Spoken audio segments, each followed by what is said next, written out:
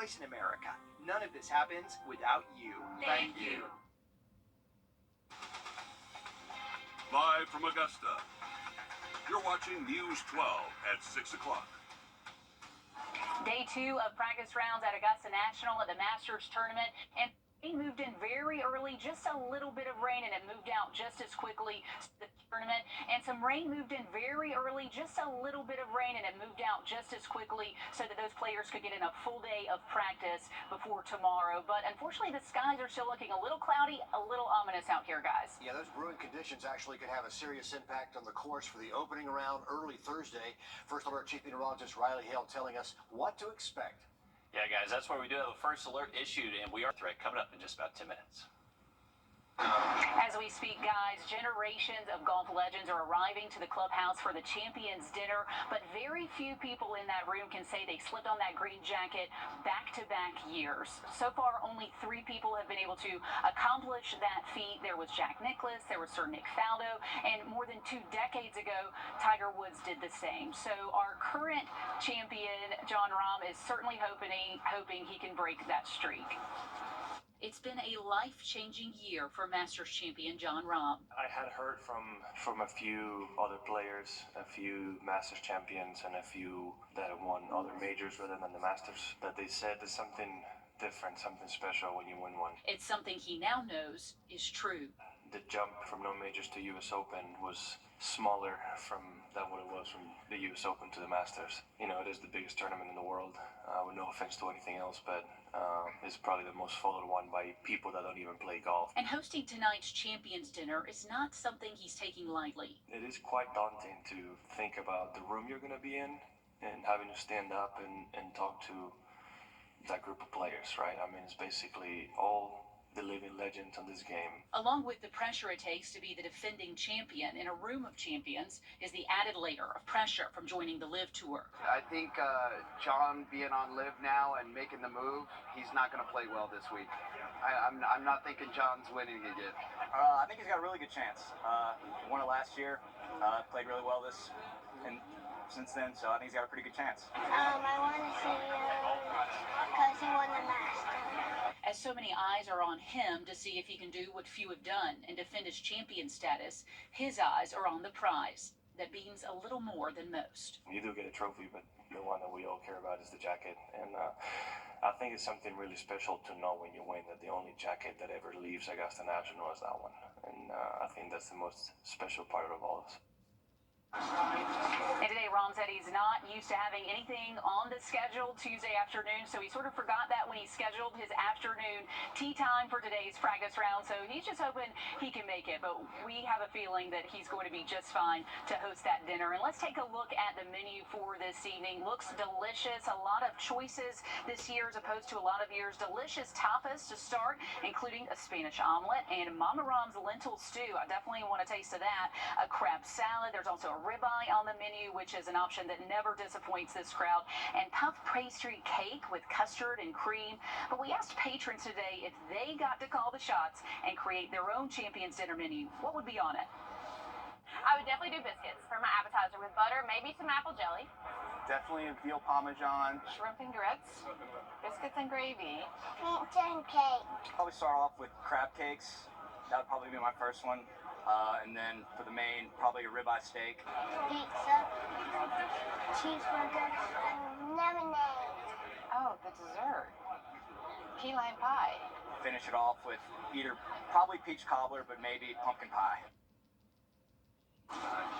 And when it comes to the course, a heavy favorite this year is a former past champion who will be in that room tonight. A patron favorite, Scotty Scheffler. I want to bring in Dan Booth to bring us the latest on how he's looking out there. And when speaking with reporters today, it was clear Scotty is just happy to be back and have this opportunity once again. And even though this field is exceptionally talented, just like it is every year, there are a lot of people out there that believe that the 2022 champion is the man to beat this time around. around. Now, when it comes to Scotty, he has just been on a tear lately with 7 top 10 finishes this year, with 6 in a row dating back to February. In his last 3 starts, he won the Arnold Palmer Invitational, won the Players' Championship while receiving treatment for his neck in between holes, and finished as the runner-up in the Texas Children's House Open. If Scotty continues to be strong off the tee and has his putter working, he'll have a chance to join an elite company, becoming the 18th player to ever win the Masters multiple times. I mean, to me, it's just a special place. It's kind of the mecca for us growing up here in the States and, being Americans. I think this is the tournament that we all look for. And to be here on property every year is extremely special. And, I mean, it seems like it all stands out. Everything is done so well here. But mostly for me, it's the golf course and the practice facilities and just getting to come out here and compete. Tee times for Thursday's round 1 are set. Scotty's pursuit of his second green jacket begins at 10:42 a.m. alongside Rory and Xander Schauffele. That is an awesome group, and it's going to be a lot of fun to follow them. At 1:24 p.m., Tiger hits the course looking to make the cut for a record 24th consecutive time. Jason Day and Max Homa are in that group as well. Phil Mickelson and UGA's Sepp Straka and Tony Finau will be getting their round underway at 9:36, and they'll be followed shortly by reigning Masters champion Jon Rahm and Matt Fitzpatrick and Nick Dunlap, who are hitting the course at 10:30. Now, just like last year, the best stars from both the PGA Tour and the LIV Golf Tour are out here at Augusta National, and so, Laura, knowing that Jon Rahm made the switch over to LIV Golf, there are going to be a lot of people out here who are pulling for Scotty a little bit more to have a strong performance. Yes, certainly, and I mean, the guy is so all-American. Everyone loves Scotty anyway, so just another reason to cheer him on this week. Thanks for that, Dan. And as Scotty and Rahm both know, everything out here has history. Everything means a little bit more. Everything has a story. So we sent our Nick Proto out to test patrons' course knowledge today. There is so much history here at Augusta National, and the gallery guards you see on every hole, they are a wealth of information, but so are a lot of these patrons. So what I have here is a list of Augusta National and Masters-themed questions to try to test people's knowledge of this course and this tournament. These stumped a few of my coworkers who have been coming here for many years, so let's see if these patrons can help us out. The questions started off easy. Who was the youngest Masters champion at 21 years old? Oh, yeah, that's easy. It's the Tiger Woods. Tiger Woods. Tiger. There was one president that was a member out here. Do you know who it was? Dwight D. Eisenhower. Okay. Eisenhower. But as they got more difficult, that Masters patron knowledge came out. Who are the 3 honorary starters this year? Jack Nicklaus, Gary Player, and blanking on the last one would be Watson. What are the names of the 3 bridges out on the course, or which golfers are they named after? Saracen Bridge, Hogan Bridge,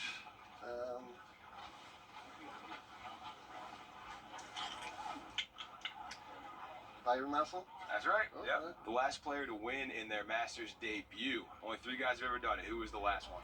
Fuzzy Zeller won. And of course, we had to ask about the only Augustan to ever win this tournament. Larry Mize. Mize.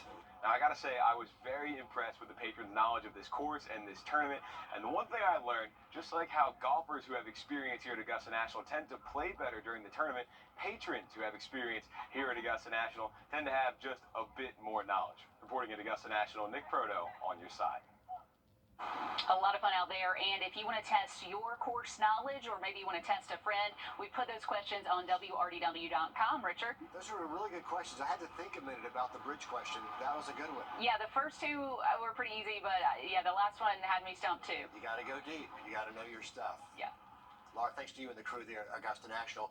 Happening now, traffic leading the Masters has been backing up over in Evans as people head to Rockford Doe. It's busy out that way, too. Craig Allison in the traffic center tracking all this real time for us. Craig?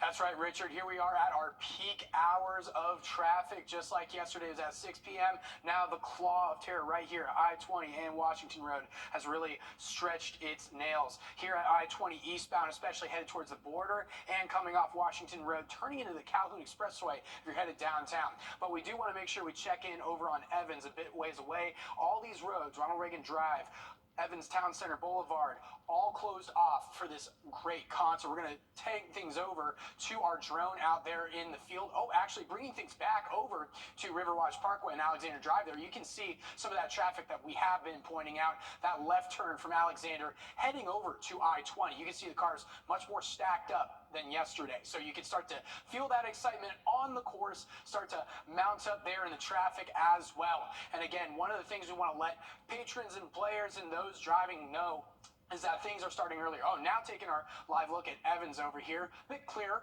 Again, a bit further away from that traffic over here on Washington as well as I-20. But again, we just want to let people know that some of those roadways at Ronald Reagan are closed off so that that concert can go off without a hitch. Now, just as a reminder, things are starting to kick off, and that means that the times for these closures are also starting earlier. Back over here on Washington Road and the I-20 corridor. Oh, we're going to continue to go over here in Evans. Just a huge crowd out there as well. So you can see lots of people out there enjoying some of that music. But again, back here at Washington Road, one of those biggest things is that the closure at I-199 at I-20 has started even earlier than that predicted 7 a.m. Started at 6:42 a.m. So patrons heading out to Washington Road, just be wary that those closures could start earlier and earlier as we head further into the week. Yeah, between the golf tournament and Wrdw, it is a busy evening out on the roadway. Craig, thanks for tracking all that for us. Riley? Well, we do have a first alert in effect Thursday. We do have a strong system that's going to be heading our way. We'll take a look at those impacts coming up just after the break. Time and temp, brought to you by your First Alert weather team. This is not you. And once again, we are live from Wrdw over at the Evans Town Center Park. Tyler Reeves set to hit that stage at 6:30 this evening, followed by Randy Hauser and then Cole Swindell, who is the headliner tonight. All the concert proceeds go to First Tee of Augusta, offering golf and life skills for kids. And you know what? Over the years, the concert has raised $1.7 million for the cause. Really big turnout there, Riley, as we give folks a live look there. And a comfortable night to be outside, really. Yeah, absolutely, Richard. And it looks to be mostly dry for us. That cloud cover is kind of keeping the sun away, so it feels good out there. And temps will just kind of hover in the 60s most of this evening, so no major weather concerns. Here's a look at our first alert radar for the first couple of rounds. But if you can make the cut, the weekend looks gorgeous. Probably one of the best final weekends we've seen at the Masters here in several years. Sunshine, calmer winds, and high seasonal upper 70s to low 80s. Thanks, Riley. There is more news ahead, including details on a murder and a police chase that later turned into a suicide investigation. We'll wrap that case up for you. And if you're hitting the skies this week, we're on your side with what to expect when you head to Augusta Regional Airport. First Alert Radar, powered by Jim Hudson Automotive Group. News 12's tournament coverage is sponsored by Windsor Jewelers, Just Beds, Rick's Paint and Body, Southern Industries, Hamrick's, and Gerald Jones Auto Group. What started as a murder investigation turned into a chase before ending in what police call a murder-suicide. This started around 6 o'clock last night and wrapped up close to midnight. Sydney Hood live in our newsroom to fill us in on exactly what happened out there. Well, like you said, Richard, it started around 6 in the evening on Algernon Circle in Hepzibah. Deputies say they found Latoya Price inside her home dead, and it wasn't until about 4 hours later things got active again. Deputies say they found a suspect driving Price's vehicle. The driver, who we now know was Terrence Rebel, started a traffic pursuit. Georgia State Patrol says their troopers joined the pursuit on Davis Road just south of Washington Road. The chase makes its way to Columbia County before then coming back to Richmond County, ending when Rebel turned into a parking lot off Washington Road. There, deputies say they approached the car and found him dead. The coroner's office believes he died by suicide. And then we spoke with several businesses in the area who say they heard at least one gunshot and counted about 15 or 16 police cars chasing the one car. A lot of activity there as investigators did their work overnight. Sydney, thanks for the update there from our newsroom. room. Just hours ago, news broke that a murder suspect wanted for a shooting outside North Augusta has turned themselves in. That's according to the sheriff's office. Stefan Dunbar facing several charges, including murder and attempted murder for a shooting on Old Aiken Road back in March on the 27th in the death of 32-year-old Travis Tavares Burley. The second suspect, Charlotte Hayes, is already in custody after turning herself in last week. Taking you back outside to give you another live look outside. This is Riverwatch Parkway and Alexander Drive. Alexander's that main corridor there to let those patrons leave Augusta National and get to I-20. And you can see at the light there is a bit of a backup as that stretches back towards Augusta National. The line stretching actually past Washington Road and into Berkman. So do be patient. If you're heading out, you might want to avoid these areas as those patrons make their way from the golf course to I-20 and then points beyond that.